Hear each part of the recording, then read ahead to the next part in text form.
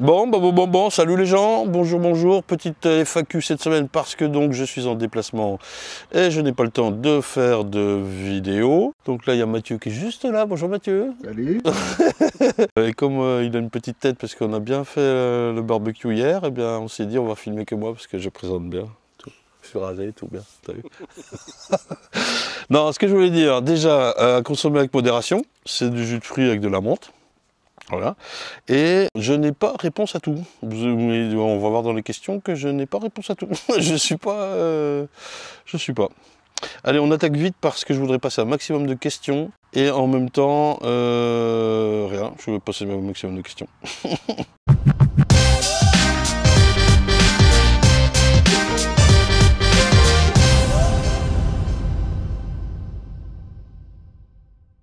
Allez, sur Insta, HappyFred77 qui me dit question pour le comptage varrois, pourrais-tu au moins une fois, même si ça te fait yesh, ça me fait yesh, faire le comptage sur une découpe de couvain mâle, rien que pour savoir si c'est plus fiable que le CO2 ou le sucre glace, et de filmer l'opération serait pas mal et tout.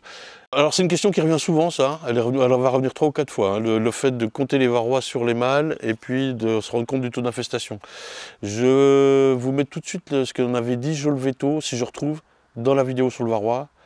Et il citait une ou deux études, je crois, une étude qui disait que c'était pas formidable, les gars, hein, c'est pas le plus fiable du tout.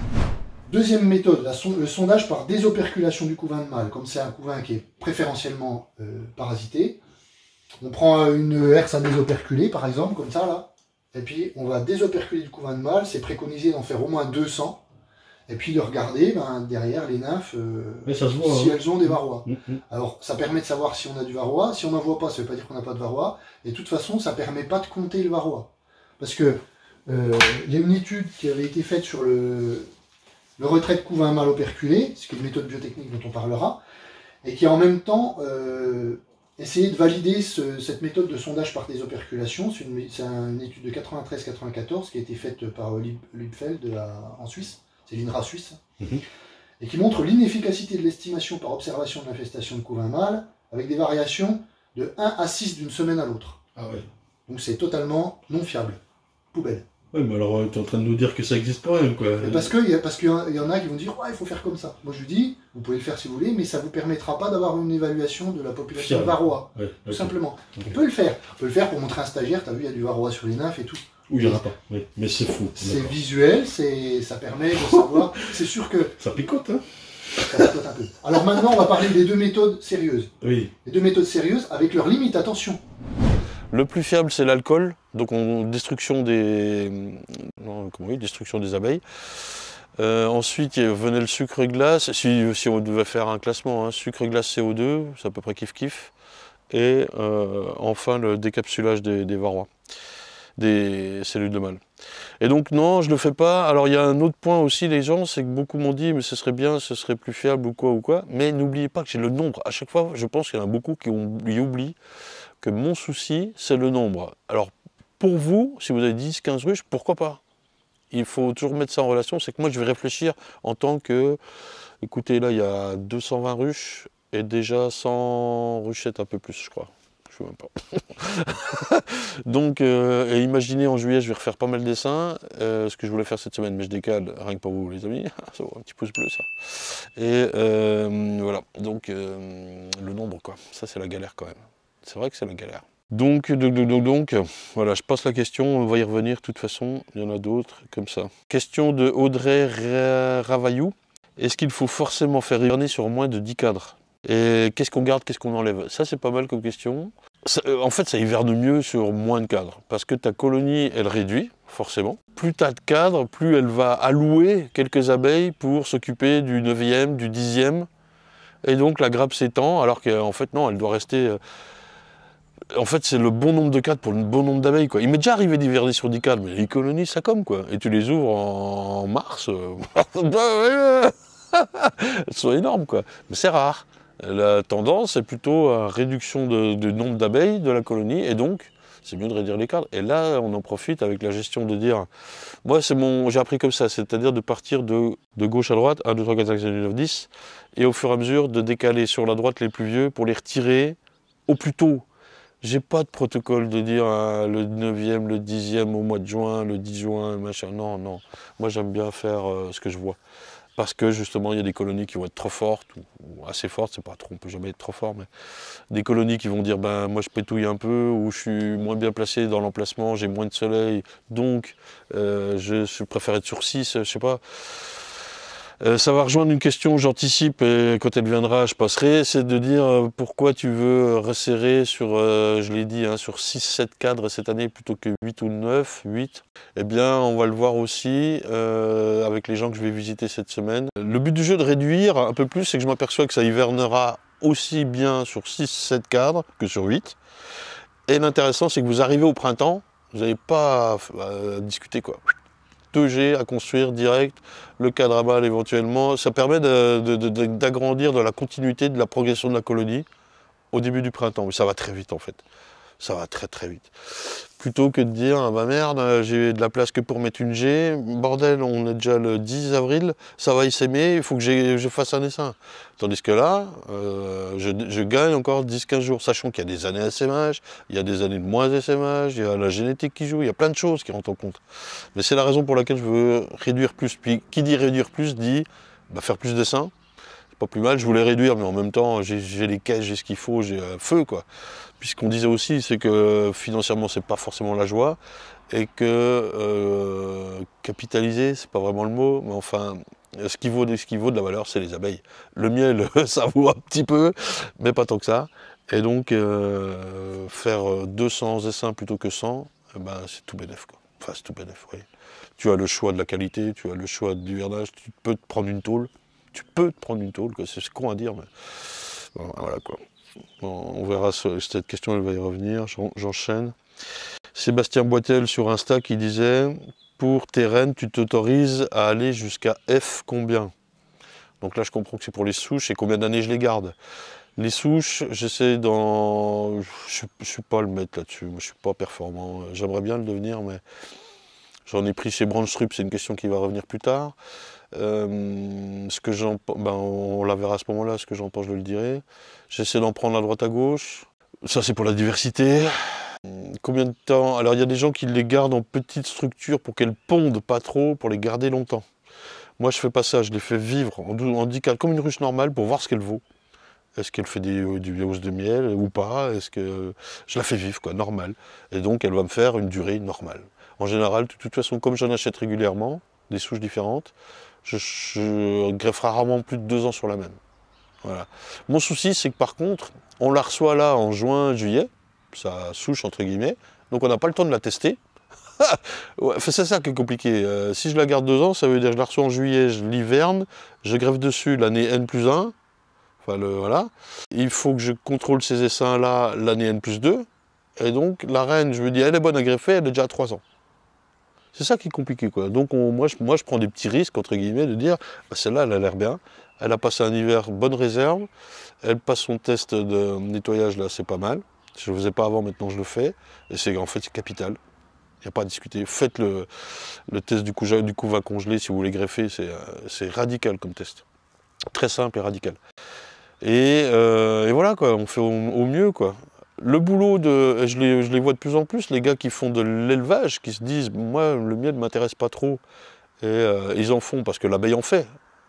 Tu peux pas nous dire, bah, moi, je veux pas faire de miel. Si ça miel, les abeilles, en font. Hein.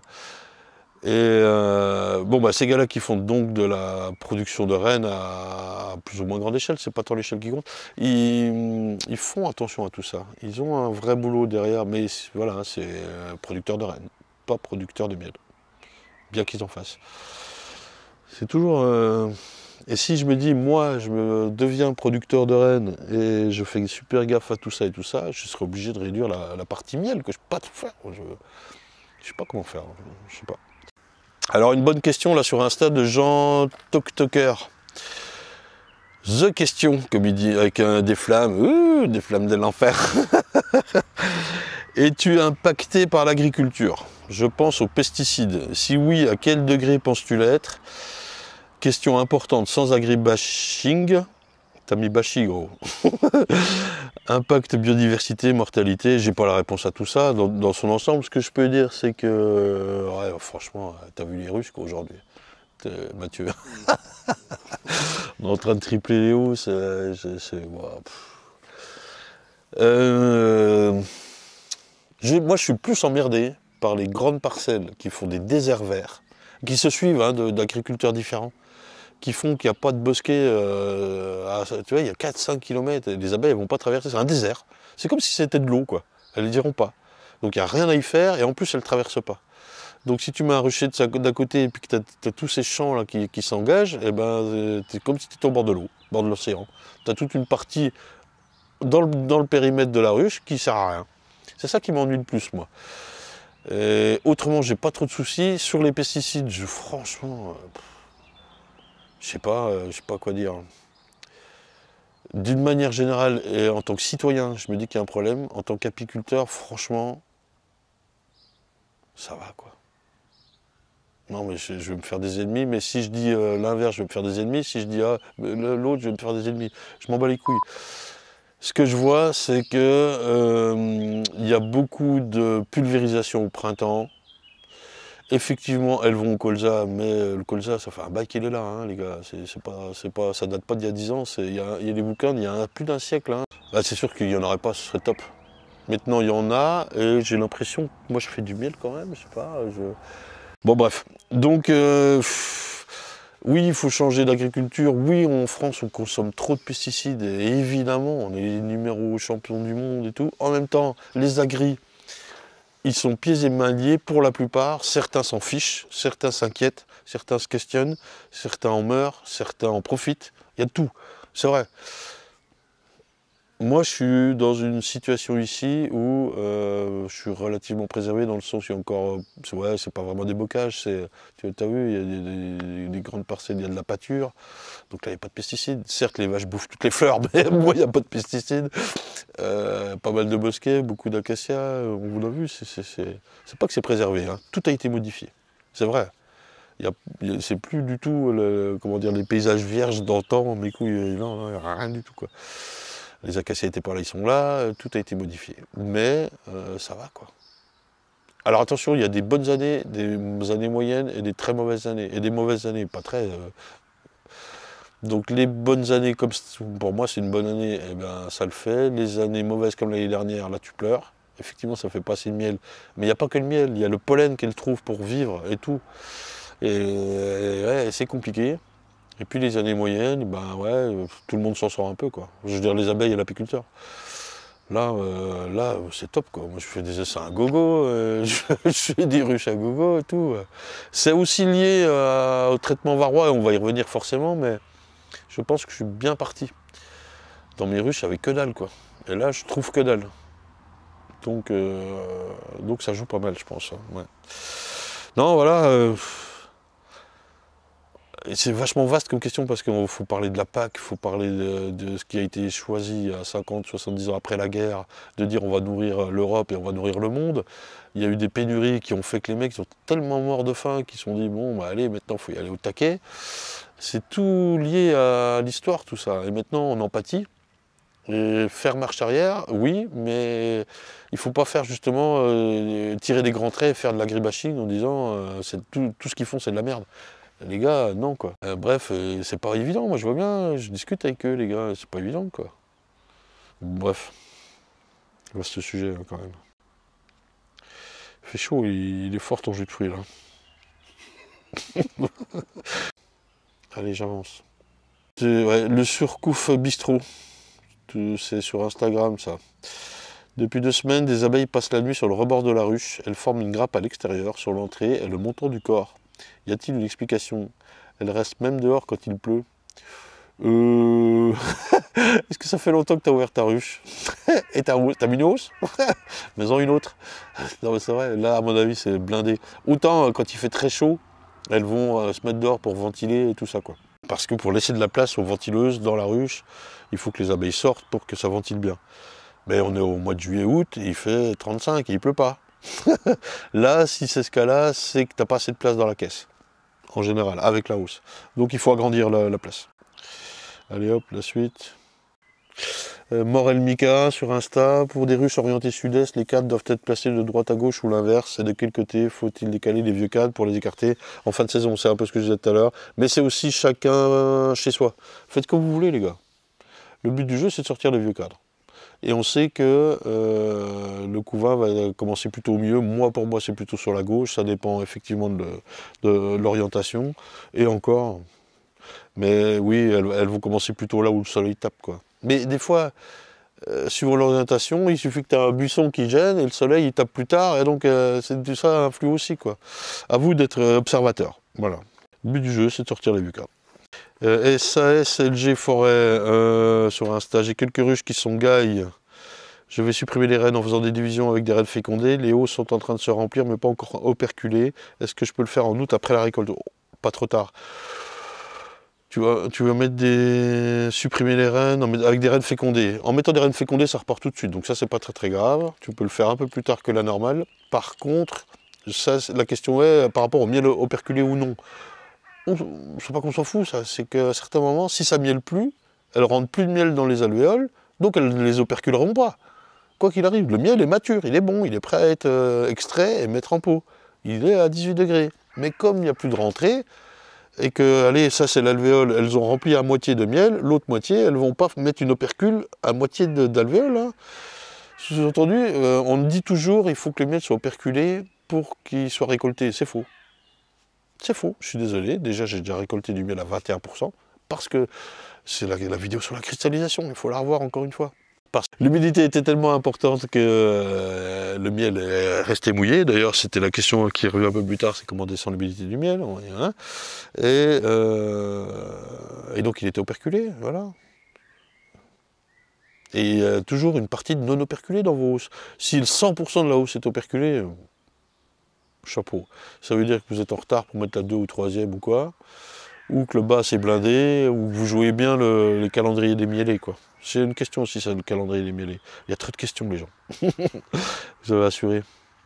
Allez, je passe juste quelques questions Twitter. Là, il faut que je mette ça dans ce sens-là. C'est Bertrand sur Twitter. Bertrand M42. Vas-tu essayer les cadrages en bâche? J'en suis personnellement satisfait. Quand penses-tu commencer à introduire des rennes noires de Ouessant, par exemple? LOL. Les cadrages en bâche, je ne le ferai pas, ça ne m'intéresse pas. J'ai de la bonne cire, de très bonne facture, j'arrive à faire des cadres bien beaux, bien droits, et en plus qui la plupart partent à la vente, donc voilà.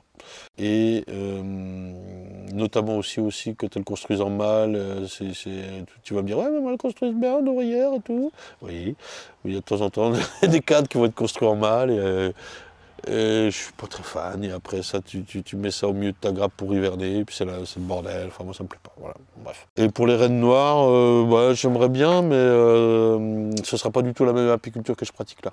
Donc il faut réfléchir autrement, c'est pas aussi simple. Il faut, voilà, j'aimerais bien, hein, mais il faut faire autrement, quoi. Autrement, ça veut dire quoi? Ça veut dire mieux valoriser le moins de miel qu'il y aura. Et donc ça, on le fait en labellisant le miel. Labellisé à pas 36, c'est bio, ça me fait chier. Label rouge, ça me fait chier. J'ai pas envie de labelliser mon miel. Mon label, c'est moi, c'est mes vidéos. Voilà, c'est tout. Donc à la limite, si je fais un label, c'est mon label, quoi. Voilà. La confiance, ou j'en sais rien. Voilà. Donc, et à propos de Ouessant par exemple, oui, non, mais il n'y a pas de réponse à avoir. J'étais en contact avec eux, je ne le suis plus, je ne sais pas pourquoi. Ça a dû changer au niveau de l'association là-bas, je ne sais pas. Bref. Mais j'irais volontiers faire une vidéo là-bas, très très très volontiers, ça doit être super. Clémence Joseph, qu'est-ce que tu penses des ruchers pédagogiques mises en place par les établissements scolaires? As-tu l'occasion d'intervenir en classe? Alors c'est très bien, je pense, le plus tôt c'est le mieux, comme on dit, oui. Pour faire de l'initiation aux gosses et tout ça, c'est parfait. Donc c'est très bien, allez-y. De toute façon, c'est qu'une initiation, j'imagine, hein, des choses comme ça. Sensibiliser aussi à l'environnement, c'est parfait. Mais moi, ça pourrait être mon boulot, je pourrais faire ça, mais quand déjà? Et je suis pas très à l'aise avec les gosses. Autant la caméra, on fout, on peut parler, non, c'est vrai. Et je me vois pas en classe avec une ruche vitrée, je pense que ça me saoule, quoi. Donc voilà, il y en a qui le font très bien, faites-le, pas de problème, je trouve ça très bien. Allez, là on est déjà pratiquement à 20 minutes, et ça c'est le timer, Léon. Quand on est au bout, en bas là, je sais pas, il apparaît à l'écran, Mathieu? Donc voilà, quand c'est en bas, on arrête. David Le Guay sur Twitter, petit point sur le reménage des colonies, ce serait pas mal être saison. David, tu te fous de ma gueule, non? Tu regardes pas. Il est mort de rire, Mathieu.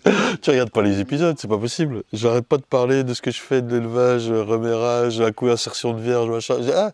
Je fais que ça en ce moment. Justement, je me suis dit, c'est bien une petite FAQ, ça change, quoi. Donc oui, bah, écoute, on continuera de le faire, hein. Mais là, j'ai vu que tu avais posé d'autres questions plus tard, David, sur YouTube, je regarderai. Hélène Bergdol. Bonjour, vous faites du traitement contre le varroa en été dans les ruches? Question 1. Oui. Vous parlez beaucoup du varomètre, je crois. Pourquoi? Alors, traitement en été, parce que pour l'instant, on n'avait que des traitements qui fonctionnaient hors miel. Il ne fallait pas qu'il y ait de miel sur la ruche, quoi. Et c'est toujours le cas. Varomètre, oui, c'est le cas. En tout cas, je ne fais pas avec du miel, quoi. Je ne sais pas si on a le droit de... non, on n'a pas le droit avec les hausses. Je crois pas.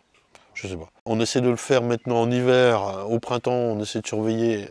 Ensuite, avril, mai, juin, moi je fais du miel. Là, on va arriver fin juin, début juillet, ça va stopper. Et on va s'occuper du varroa. Pour aussi amener des abeilles d'hiver qui vont naître en juillet, août, septembre, machin, en bon état pour passer l'hiver. Vous parlez beaucoup du varomètre. Effectivement, je vais arrêter de dire ce nom-là. J'ai décidé. Je vais dire acide oxalique formique. La solution de acide oxalique formique, la SAOF. SAOF, solution d'acide oxalique formique. Parce qu'effectivement, c'est un nom de marque et je le répète beaucoup. Et sur Insta, j'ai vu qu'il y a... Alors, c'est pas des Français, hein, des apiculteurs qui ont beaucoup d'abonnés sur Insta et vas-y net. Et je voudrais bien savoir comment ils ont été payés pour se filmer en train de vaporiser. Là. Donc là, moi, je le ferai plus. Voilà. À propos du SAOF, eh bien, c'est un nouveau produit. Enfin, c'est un nouveau produit. A priori, c'était AF Clean auparavant, je crois. Hein. Et là, il a une autorisation de mise sur le marché, c'est ça, une AMM, et depuis 1 an, 2 ans, et donc on en entend beaucoup plus parler à cause de ça. Donc il a grimpé en prix et tout ça. Maintenant, ça rejoint l'efficacité dont on a parlé, ou on va parler, je ne sais plus. Il y a des questions qui vont venir, ouais, sur les retours, sur l'efficacité et tout ça. On n'a pas grand-chose encore, les gars, c'est pas si vieux. Alors, si, les vraies études, enfin les vraies études, je ne suis pas sûr à vérifier, mais c'est le producteur qui les a fait, donc il est... ça ne tient pas la route, quoi. Il faut toujours pareil, c'est la FNOSAD qui organise des tests chaque année, mais voilà, c'est volontaire, c'est machin, je veux dire, c'est pas un labo qui s'occupe de faire ça, scientifique. Ah, c'est scientifique, mais vous voyez ce que je veux dire, c'est pas, ça reste quelque chose de public, quoi. C'est pas quelque chose de privé. Bref, on enchaîne. Hélène, j'espère que tu as compris. Flo Souche, je sais que j'en ai 2 à toi. Je vais retrouver l'autre. Mais celle sur Twitter où tu dis je parle de qui? Ah, ben c'est à propos du tweet sur... Ah, il faut que je le ressorte. Je vous le mets là à l'écran. Et je parle de qui? Je parle de la profitation sur les abeilles, la sauver les abeilles, machin, machin. En fait, Instagram a repéré que j'étais dans les abeilles et il me propose des pubs. Ce sont des gars qui vendent du miel, des gars qui vendent des bougies, machin. Alors je ne vais pas les citer. Mais alors, je me retiens de foutre un procès au cul à chaque fois, quoi. Sans déconner, c'est dégueulasse. Parce que de la profitation à tous les niveaux, et voilà. Mais on va me dire, mais c'est une business. Bah oui, enfin, du miel du pays de l'Est vendu 30 € le kilo en disant que c'est pour sauver les abeilles, c'est de la merde. Voilà. Donc je parle de ces gens-là, entre autres. Et il y en a d'autres. Allez, Sebalo44, c'est le dernier pour Twitter. Est-ce que le contrôle de la pression varroa n'est pas plus fiable et simple lorsqu'on coupe les cadres à mâles? Leurs analyses peuvent être faites à la maison au calme. C'est ce que j'ai fait cette année sur mes 6-12 ruches. LOL. Non mais, c'est ballot. Donc il y a toujours le problème des ruches. Ensuite, tu parles de contrôle de la pression varroa. Donc oui, on va contrôler la pression varroa, mais on ne va pas contrôler l'infestation varroa. Là, enfin, c'est le mélange des deux. Donc en coupant les mâles et en les détruisant, on contrôle la pression. Mais on ne connaît pas le nombre. Toi, tu parles du nombre. Et à la fois, tu fais les deux, puisque tu coupes le varroa à chaque fois et tu vas compter les trucs. C'est très bien, hein. Alors, on sait, Joe Leveto disait que c'est pas forcément le plus juste, ou l'étude qu'il a citée. Et dans mon cas, moi, 6-12 ruches, très bien, vas-y, fais-le. Moi, je trouve que c'est impeccable. Moi, je peux pas le faire. Voilà. Au mieux, je pourrais faire 8 ruches par rucher, multiplié par, j'en ai combien là? 18. Ah gros, on est dimanche là, 19 h, je suis en train de faire ça, quoi, tu vois, quoi. Laissez-moi souffler les gens. Non, c'est pour ça que je râle et que je dis je veux un truc fiable et rapide pour faire les ruches. Et effectivement, le CO2, le sucre glace en sont de ces éléments-là. Mais il y a eu 2-3 commentaires à juste titre. C'est un peu ce que j'ai fait ressentir aussi, de dire est-ce que c'est vraiment fiable? Ça a l'air de l'être, ok. Mais aussi, vous avez eu l'état des abeilles, quoi. Alors, c'est vrai qu'aujourd'hui, en 2020, on n'ose plus ni rien faire, quoi. Ni les tuer, ni les saupoudrer, les secouer, ou quoi. Je suis d'accord avec ça, je l'ai un peu dénoncé, à ma manière. Mais qu'est-ce qu'on fait d'autre? Glisser un linge dessous, mais t'as vu comme il fait chaud, là? C'est pas possible, quoi. Et puis, quand bien même, de faire ça, ça me prend 3 jours, moi. Hein. D'aller les mettre, de les graisser, de les enlever, de les recompter, les machins. Enfin, c'est pas 12 ruches, quoi. C'est toujours mon souci, quoi. Je comprends que pour 10 ou 12, vous ayez cette réflexion. Pour moi, c'est compliqué, quoi. Allez, j'enchaîne avec Alexandre Leguel sur YouTube qui dit « J'ai une question pour ton prochain épisode. Est-ce qu'une reine de moins de 1 an, entre parenthèses, peut pondre 2 œufs fécondés par cellule? Si par mégarde, elle avait malencontreusement perdu 1 ou 2 pattes pendant le marquage. »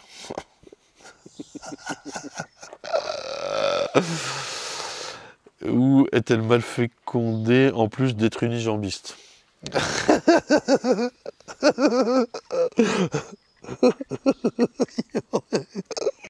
Alors Alexandre, hein, bonne question. C'est vrai qu'elle a besoin de toutes ses pattes en plus pour pondre. T'as vu comme elle s'accroche dans la cellule pour enfoncer son cul, quoi. Il y a aussi les glandes tarsales au bout des pattes qui indiquent, qui laissent des phéromones. Et qui dit « Je suis là, ne pendez pas pour moi ». Et le coup de mettre 2 œufs, mais ça arrive, hein, ça par contre. Mais même des reines multijambistes. Et ouais. Non, je sais pas quoi te dire. Après, faut regarder l'état général de la colonie aussi. Est-ce qu'elle arrive à subvenir à la colonie, c'est-à-dire à pondre ce qu'il faut, faire ce qu'il faut, quoi. Je sais pas comment te dire. De toute façon, à certains moments, si ça va pas, c'est les abeilles elles-mêmes qui vont la changer. Hein. Là, ça rigole pas. Allez, je continue. Ambiance. Enfin, c'est le nom sur YouTube. Ambiance. Méthode pour nettoyer les nourrisseurs Nico. Et une idée pour un fondoir maison pour les petits apis. Je vois que Abracadabru a répondu à ma place. Donc lui, perso, les nourrisseurs plastiques Nico, il les met au lave-vaisselle avec lessive de soude. Alors, oui, pourquoi pas. Moi, encore une fois, j'invoque le nombre. Comment je fais? Là, j'en ai 220 à nettoyer. Voilà. Donc moi, je pensais essayer avec la vapeur, la machine à vapeur là, de Ruchini Bassini, là, la chaudière vapeur. J'ai un peu peur que ce soit trop chaud. Il faut que je teste. Et un fondoir maison, t'as une idée, un fondoir maison pour les petits apis? Bah moi j'ai trouvé la solution. Vas-y, parle fort. J'ai trouvé la solution en Allemagne. Ça reste assez peu cher. Le même principe que du Rucher du Bassini avec un. C'est une machine, en fait, c'est une machine à décoller le papier peint dans une espèce de malle en fer où tu peux mettre jusqu'à 32 cadres. Mais c'est fait pour l'apiculture. Oui, c'est fait pour l'apiculture, ouais. Et t'as un trou, tu mets, tu branches, t'allumes, et puis bon, bah ouais, tu fonds 32 cadres en 15-20 minutes. Ça coûte cher? Livré 290 €. Bonne solution. Ouais, j'en ai parlé dans le Discord, j'ai même mis le lien dans le matériel. Eh ben venez sur Discord pour discuter avec nous. Là, son pseudo, c'est Matelas au mur. C'est normal vu sa tête aujourd'hui. Et ben voilà, un petit fondoir 32 cadres, 200 €, voilà. 300 €. 32 cadres en 15 minutes, c'est déjà beaucoup en fait, quoi. Ouais, finalement, c'est bien, quoi. Allez, j'avance. Anthony LTX, lieutenant, le LTX, je sais pas. Bon, bref. Jusqu'à quand estimes-tu encore acceptable de faire des essaims sans ajout de fécondés vierges ou cellules? Donc en laissant en élevage sur œuf, dispo de mâles en quantité suffisante, reprise ponte et naissance des abeilles d'hiver. Tu es dans l'Est. Alors élevage sur œuf, tu sais que ça prend du temps. Hein. Et en plus là, il y a une question, j'ai vu qui va arriver sur les mâles, et j'ai vu aussi une ruche qui a chassé quelques mâles aujourd'hui.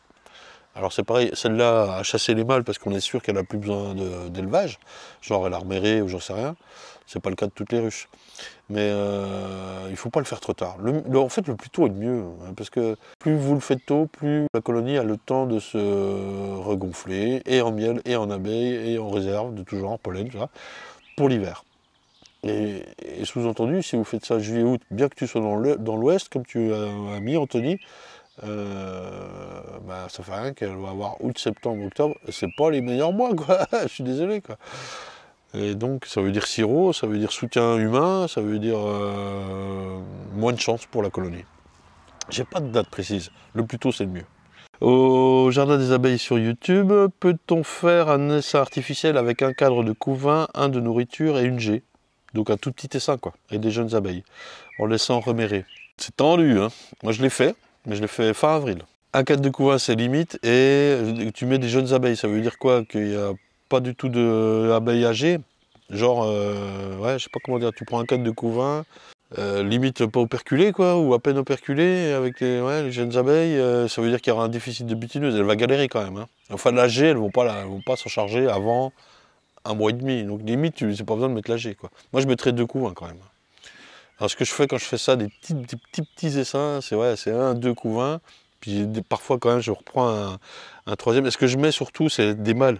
Le cadre de rive de ta ruche, à gauche ou à droite, il est souvent plein de mâles. Au bout d'un moment, il y en a partout, je suis d'accord. Mais ils sont souvent sur les rives. Hein. Et si tu as bien localisé ta reine, tu secousses ce cadre-là et tu le remets dans ta ruche. Et dans ta ruchette, au moins, il y a un peu plus d'abeilles et les mâles. Ça, c'est pas mal. Et le cadre de nourriture, il est essentiel. S'il n'y a pas de butineuse ou moins, il faut qu'elles aient... Mais en plus, il y aura un déficit de pollen, attention. Hein. Non, c'est pas si évident. Alors, Aurore Niver qui est sur Discord aussi, Aurore. On peut réfléchir à la gestion de la cire en bio. Oui, on peut réfléchir. Non. Comment se lancer, sachant que la cire bio est juste indisponible? Juste en bâtisse naturelle, bah, moi je dirais oui. Bref, vaut mieux prévoir son coût dès le départ parce que ça freine énormément quand tu as déjà une belle exploitation. Ici, il y a des agris qui sont passés en bio sur leur grande culture mais qui n'osent pas sur leur cheptel apicole. Je pense à cause de la cire, ouais. Et pour les emplacements en bio, comment tu vois la chose? Il faudrait transhumer les ruchers, au moins pour qu'elles évitent le colza conventionnel. C'est toujours le même souci, ouais. Et j'ai vu qu'il y a la fin du message, mais je ne l'ai pas mis là. Je ne sais pas ce que tu veux. Bon, bref. Ouais, c'est toujours le souci, là, le colza conventionnel, machin. Mais il n'y a même pas que le colza. Les villages avec le petit verger où papy il envoie le pchit sur ses arbres, c'est pas mieux. Hein. Et il y en a beaucoup hein, de ça. Bref, j'ai pas la réponse moi, je sais pas. C'est pour ça que je dis aussi que le label bio, il est plus dans la conduite de l'apiculteur que dans ce que font les abeilles elles-mêmes. Ce que font, où elles vont quoi. C'est ça le cahier des charges bio. Hein. On essaie de faire au mieux nous en tant qu'apiculteurs et puis le reste, vaille que vaille. Hein. Les vrais bio, ce sont ceux qui sont loin de toutes les cultures. Et des hommes.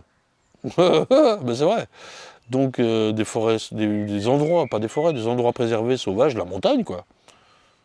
Sinon, il n'y a pas de bio. Il n'y a pas de bio. Les acacias sont bio à la limite, mais ils sont pas endémiques. Donc tout ça c'est de la fumisterie pour moi quoi, non je sais pas. Non mais c'est se donner bonne conscience, alors que. Ou en tout cas c'est essayer de faire un premier pas quoi. Mais ce premier pas, pour l'environnement, pour le bio, c'est galvaudé ce mot finalement. Mais c'est un premier pas qui est certes important. Mais moi j'ai l'impression de le faire tout autant qu'un bio quoi. Je réfléchis à plein de choses. Je trempe à l'huile de lin plutôt que la microcristalline. Je vais entourer mes hausses avec des taquets en carton maintenant plutôt qu'avec du plastique. Je vais repasser en nourrisseur en bois plutôt qu'en plastique. Alors là, j'ai peur, c'est vrai, on en reparlera, mais je vais utiliser que comment je dis, le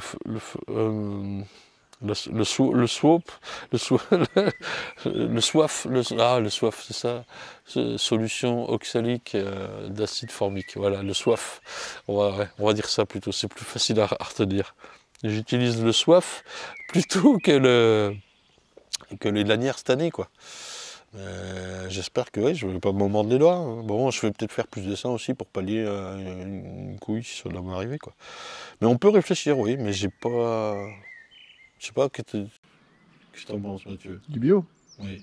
Ah, pour moi, c'est enfin... Non, mais oui, sans piétiner la fourmilière, mais... C'est un premier pas qui est intéressant, il ne faut pas cracher dessus, mais en même temps, il faut être réaliste.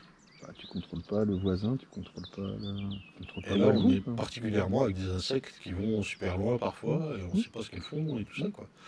Et quand à l'intérieur de la ruche, là, nous, on peut essayer d'en faire le maximum. Et si la cire n'est pas dispo, bah oui, il faut faire avec des cadrages en bâche, éventuellement, tout ça.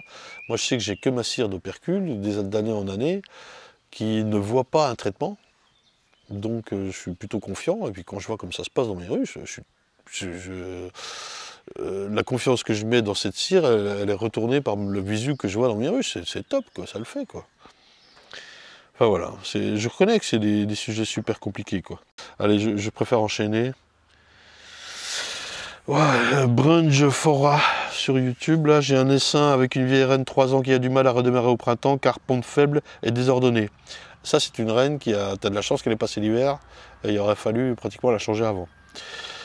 Une loque européenne s'y est développée. Qu'est-ce qu'il faut faire dans un cas comme ça? Voici ce que j'ai fait, j'ai tué la reine et mis au rebut un certain nombre de cadres et changé de ruche. Ah, c'est le minimum à faire. Moi, j'aurais tout changé les cadres. En fait, tu brûles tout, tu repars à zéro, quoi. Aujourd'hui, il y a une reine de l'année et ça commence à repartir, mais la loque est encore présente. Mais ouais. Et ouais, il faut repartir à zéro, gros. Donc, faut repartir à zéro. Ça veut dire quoi? Ben, ça veut dire destruction de la colonie, désinfection totale de la caisse. Le reste est brûlé. Les gars, faut pas tergiverser, quoi. Là, c'est le pire du pire, quoi. Alors l'européenne, c'est pas la pire, mais bon. Donc oui, est-ce que tu demandes si ça va continuer? Ben, en tout cas, ça va pas disparaître par magie, donc voilà. Il faut être beaucoup plus clean, quoi. Question de Captain Gump. Un avis sur le conflit israélo-palestinien? Eh bien, oui, j'ai un avis, mais je ne le donnerai pas là. Voilà, mais c'est une très bonne question. Merci, Captain. Allez.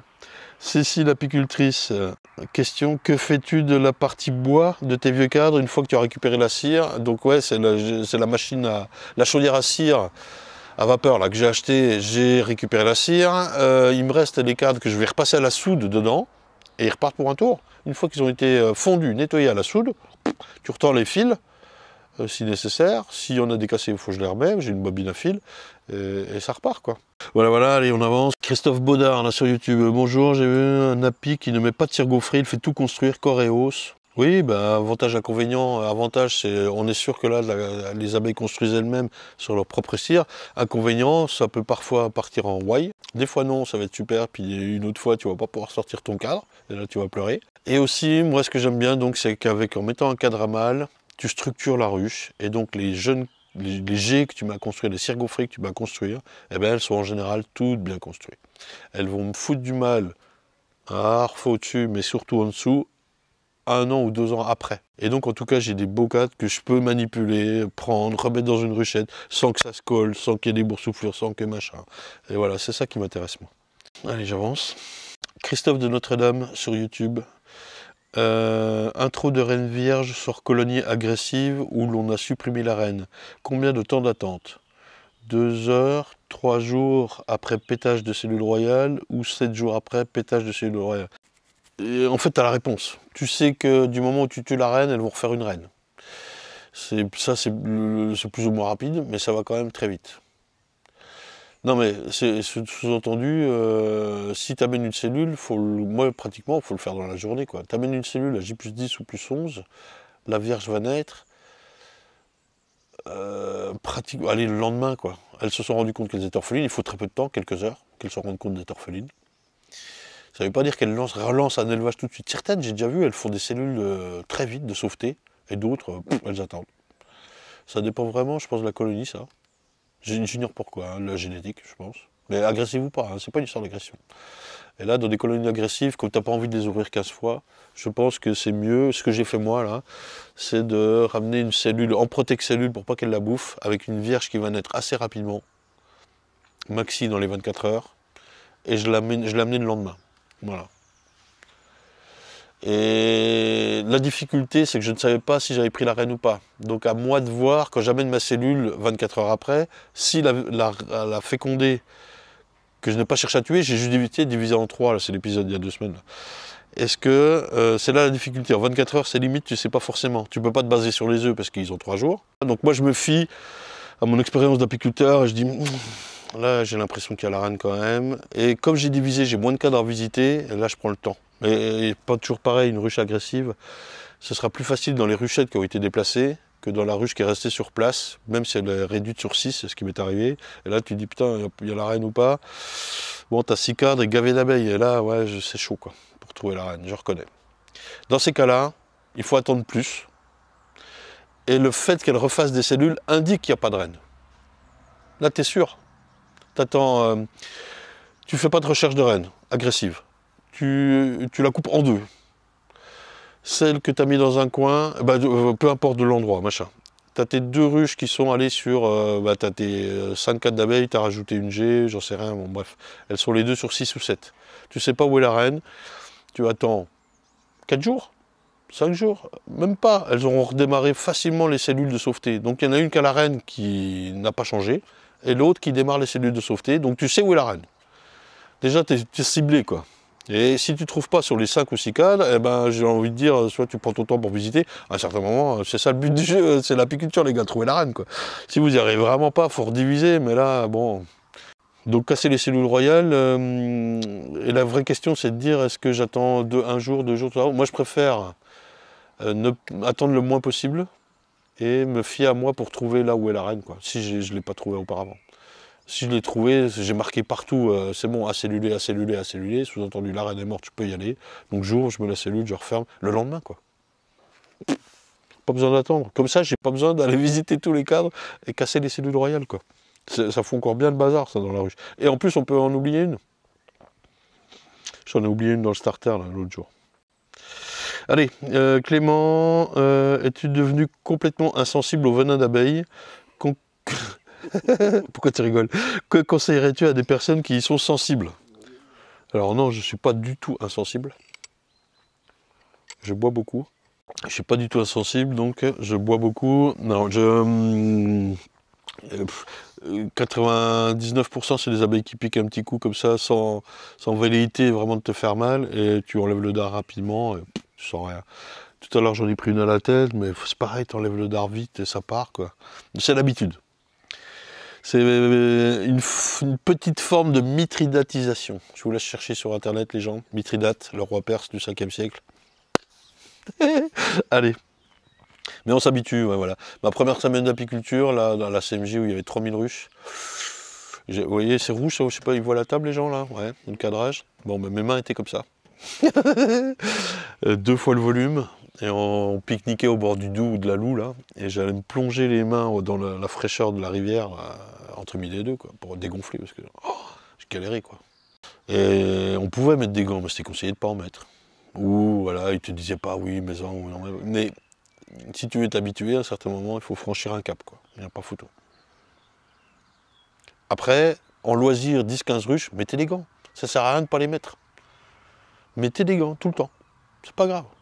10-15 ruches, vous allez y aller une fois par semaine et encore. Le ratio, je prends du plaisir à mettre les mains dans les abeilles en rapport avec ce que je me fais piquer, vous serez toujours perdant. Donc voilà, moi j'y vais tout le temps et les gants toute la journée en cuir quand il fait cagnard, c'est pas possible, j'en peux plus. C'est surtout ça qui me force, qui me fait pas les mettre. Et puis à force on s'habitue, j'aime bien. T'es plus bourrin aussi avec les gants. Fais moins gaffe. Allez, Contasso Mathis Contasso sur YouTube, petite question. Arrives-tu à bien vivre de ton métier d'apiculteur? Si nu, voilà. Qu'est-ce que tu entends bien vivre? Chacun voit midi à l'horloge de sa porte. Je m'en sors. Ce qui m'ennuie, moi, c'est de vendre le miel. Enfin, ce qui m'ennuie, ça ne m'ennuie pas. C'est compliqué. Il y a des années plus difficiles que d'autres, notamment quand tout le monde fait du miel et que le marché est saturé. La mondialisation, la concurrence, pas évident, avec des fluctuations d'année en année qui sont différentes. Vraiment, parce qu'il y a des bonnes années partout, des mauvaises années partout, il y a de tout, quoi. Et voilà, d'où, et je vous remercie, c'est grâce à vous les gens, la boutique qui a pris, enfin la boutique, le site internet qui a pris de l'ampleur. À l'origine, la première année, c'est des vidéos, il n'y avait pas du tout de site internet prévu de miel en pot, j'en faisais pas. Je faisais que du fût. Maintenant, je m'oriente plus à l'inverse. Voilà. Mais c'est grâce à vous et tout ça, quoi. Et la boutique maintenant. Et heureusement qu'il y a ça, je reconnais. Non, c'est pas si évident, quoi. Étienne Cause, oui. Détruire les cellules royales prévient l'essaimage. Quand commencer et quand arrêter? A priori, il faut ouvrir la ruche pour avoir l'info sur la fièvre d'essaimage. Eh oui. Mes abeilles font systématiquement des amusettes qui ne sont que rarement pondues. C'est très intrusif d'ouvrir chaque semaine, tu m'étonnes, les colonies, pour voir qu'elles ne font que des amusettes, mais nécessaires pour trouver les cellules s'il y en a. Ouais, c'est le juste ratio entre je fais les cellules ou je les fais pas, quoi. Et là, moi, ça fait bientôt 2 ans que je vais plus les faire. L'année dernière, j'ai fait un passage. Cette année, j'ai fait un vrai faux passage, c'est le passage pour casser les mâles. Et un deuxième. Et en même temps, j'ai regardé si ça faisait des cellules, ça en faisait pas, puisque de toute façon, on était au début. Et en plus, je les forçais à reconstruire le cadre mâle, et je remettais une G. Et si je voyais que c'était trop gros, j'enlevais un couvain et je remettais une G. C'est pour ça que au mois d'avril, il y en a qui avaient déjà 2 bleus. Et si j'avais vu que là, ça faisait de la cellule à gogo, mauvaise année, mauvaise génétique ou quoi, j'aurais certainement continué. Là, je ne l'ai pas fait. Et j'ai pas ouvert mes ruches jusqu'après l'acacia, quoi. Jusque là où j'ai commencé les essaims, quoi. C'est ouf. Donc, pas d'essaimage, j'ai 3% d'essaimage, même pas, cette année.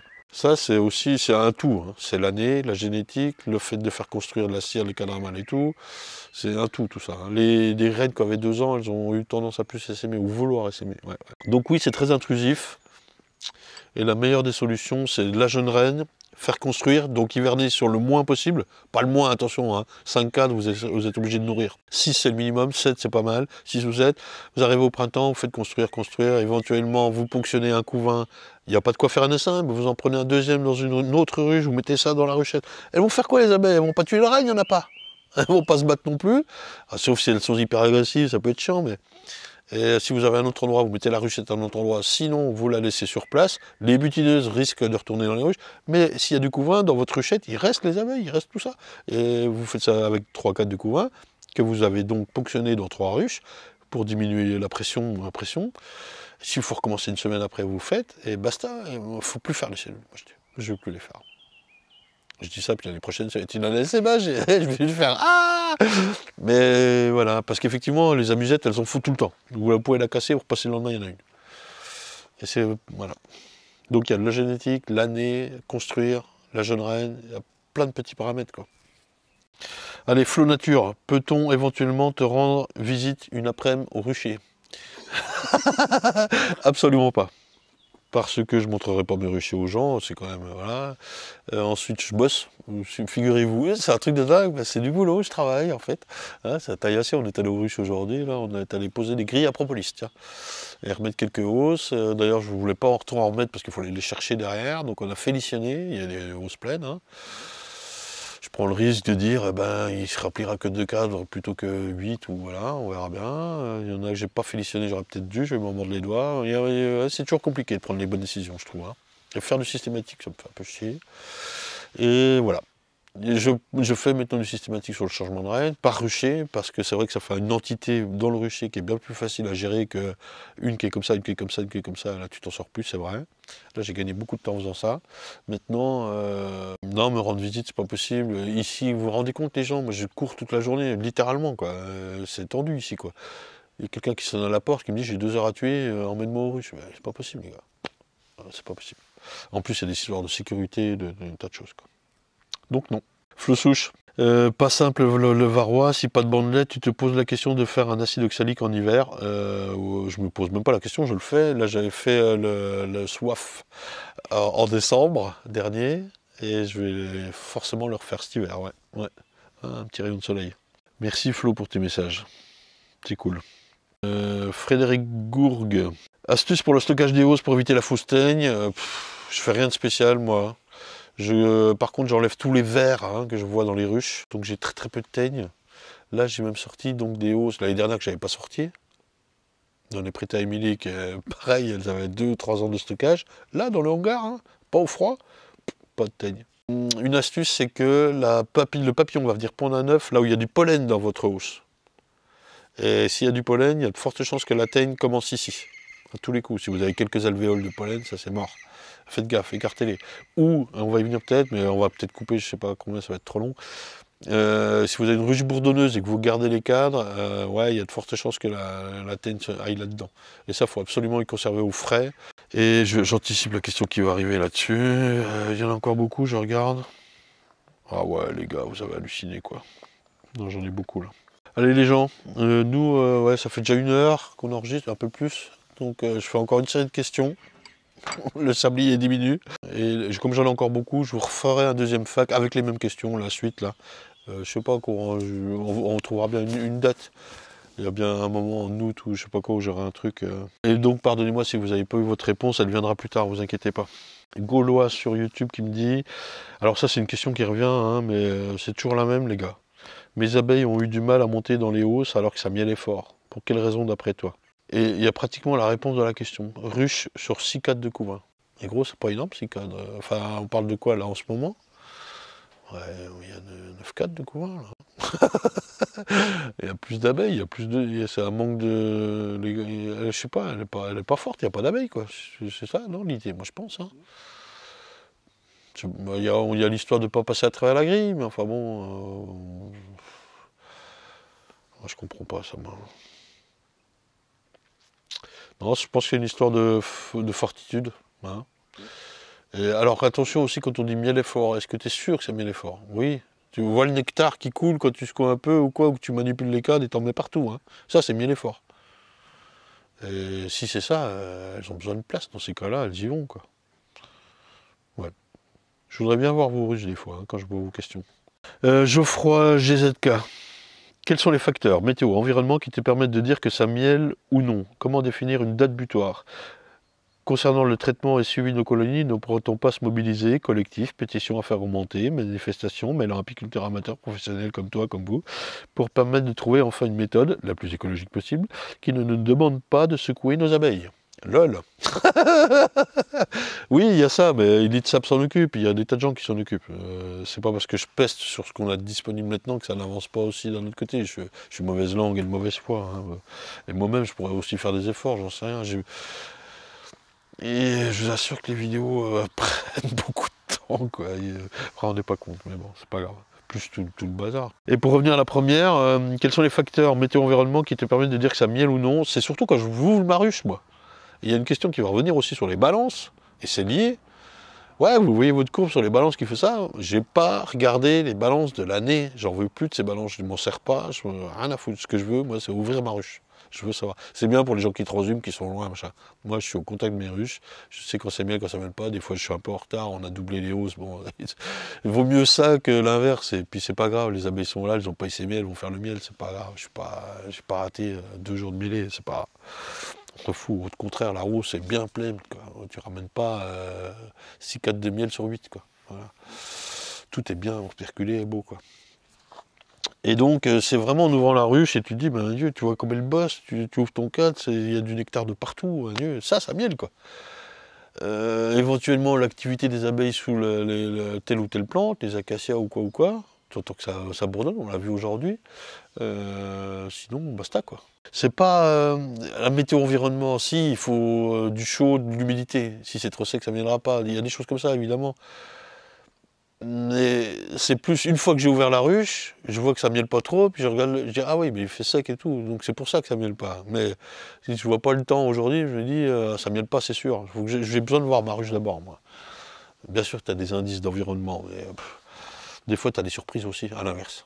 Tu te dis aujourd'hui ça miele pas, s'il pleut, il fait un peu frais et tout, puis tu arrives, tu vois les abeilles qui font ça comme des malades, quoi. Et tu te dis ah ouais, non, mais je suis mauvais, quoi. Voilà. Moi, c'est de voir les abeilles. Hein. Ouais, là, une question sur Varmed. Je voudrais en trouver une. Ah oui, pardon, soif. Solution oxalique d'acide formique. Soif. Alors, ça, c'est pas une question, mais c'est Jean-Claude Leclerc qui a mis merci pour cette nouvelle vidéo. Sucre glace et CO2, ce n'est pas pour mes abeilles. Complètement barbare de secouer les abeilles comme ça. C'est vrai, c'est ce que j'ai voulu montrer aussi, moi, en le faisant. C'est un peu ma démarche, je suis bien d'accord. En même temps, déjà, donc qu'est-ce qu'on a d'autre à part le lange? Et le lange, là, c'est pas trop possible. Et surtout, il y a quelqu'un qui vous a dit, ok, mais comment faites-vous pour compter vos varrois? Il faut répondre, monsieur Leclerc, il faut répondre. Parce qu'en plus, la personne qui a demandé, c'est ma maman. Merci maman de me défendre. Et voilà, même question, comment vous faites pour compter vos varrois? Et vous me dites, vous comptez pas, voilà, je suis à peu près sûr, quoi. Allez, Jim Rollin, et ce sera la dernière pour aujourd'hui. Tant pis, j'ai pas fini, mais justement, toi, t'as fini depuis un moment. Tiens, question. Vu que l'on... Ah, il manque le nœud. Vu que l'on peut pas définir le nombre de varrois si on traite tout en continu, est-ce que l'on va pas favoriser justement la naissance de résistance aux varrois et une moindre défense des abeilles? Perso, j'ai une ruche dans un tonneau, donc je ne peux pas la traiter. Ça fait 6 ans qu'elle est dedans. Elle me fait de très beaux essaims tous les ans et pas de réelle trace de varroa sur les essaims capturés. Je traite à l'hiver sur mes caisses, mais après. Oui, mais c'est le coup, ce que disait Joël Veto, une ruche qui essaime tous les ans, évidemment, la pression varroa diminue. Alors tu me dis que tu n'en trouves pas beaucoup dans tes essaims en plus, bah, c'est bien. Il y a aussi peut-être une génétique de cette ruche, de cette colonie dans le tonneau, qui est peut-être bonne à la base, hein, on ne sait pas, possible. C'est ce que certains gens cherchent via des tests et machin. Hein. VSH et autres. Et est-ce qu'on favorise une résistance? Certainement, d'où la rotation de molécules, d'où un petit peu, moi je prends un risque là en faisant que soif cette année plutôt que lanière, et en même temps je me dis bah, c'est bien pour ça, je vais passer 1 an sans amitraz, c'est très bien. Ça ne veut pas dire que j'en ferai dans 2 ans, je ne sais pas. Mais de le châter 1 année, oui c'est bien. On sait, il y a des travaux de Apinov qui sont faits là-dessus, de voir des résistances à l'amitraz ou à d'autres molécules, mais je crois que c'est surtout l'amitraz qu'ils ont regardé, par région. Et on voit qu'il y a des régions, alors par région. En tout cas, dans les études qu'ils font, je crois, hein, Benjamin Poirot, tu me contrediras si je dis de la merde, mais il ressort que c'est par région qu'on voit des résistances. Voilà. Pourquoi? Il doit avoir la réponse, faut qu'on creuse. Mais oui, il faut faire super gaffe à ça, quoi. Voilà. Voilà, Jim. T'as encore plein de questions. Question de cookies. Traites-tu à l'acide oxalique? Dégoûtement ou pchit-pchit? Eh ben, ni l'un ni l'autre, je fais plaf-plaf. Non, mais voilà, quoi. Donc oui, je traite au soif, maintenant. Une solution oxalique d'acide formique. C'est pas mal, ça. Hein? On va arrêter de dire le mot... Fin de la pub, là. J'en ai marre de la pub. Ouais, mais t'as mis de la pub sur YouTube. Alors oui, je te disais ça, Mathieu, je regrette un peu, parce que ça rapporte pas grand-chose. Ça... Est-ce que vous avez remarqué que depuis 2 ou 3 vidéos, j'ai remis une pub au devant de la vidéo, plutôt que des petits encarts?